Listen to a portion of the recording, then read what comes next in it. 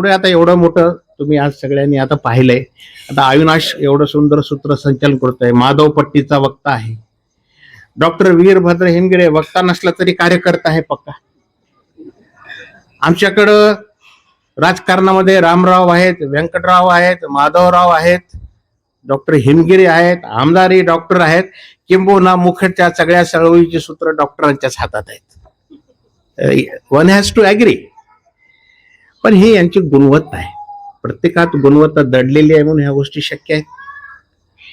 मला 2013 heart attack आला. 3:30 वाजले होते. मी माझ्या पत्नीला उठवलं, भक्ती होती. गौरव नंतर पुण्याहून औरंगाबादला आला. डॉक्टर अशोक कोरवारांना बोलवण्यात आलं आणि खाली स्नेक बाईट होती 2. तर it was a massive enteral infection.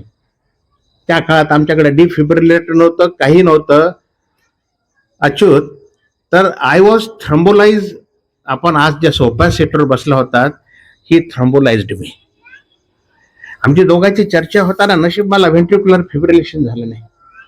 तो प्रसंग अगदी तसा म्हणजे तो अंगावर काटे उभारणारा. माझ्या पत्नीनं माझं डोकं धरलं, भक्तीनं हात धरला. मी डॉक्टरांना म्हटलं, तिकडून Kishor Poitwar he was online, म्हटलं डॉक्टर आता देवाचं नाव घेतो आणि तुम्ही आता यू जस्ट पुश इलॅक्झिम टिनॅक्टेप्लेस.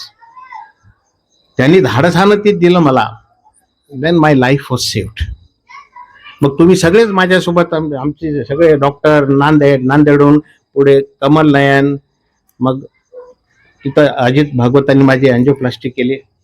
मग तिथून पुढे माधवनी सांगितलं की अविनाशनी की मला म्हणले तू काय आता तुझं काही खरं नाही, तू जस्ट क्लोज.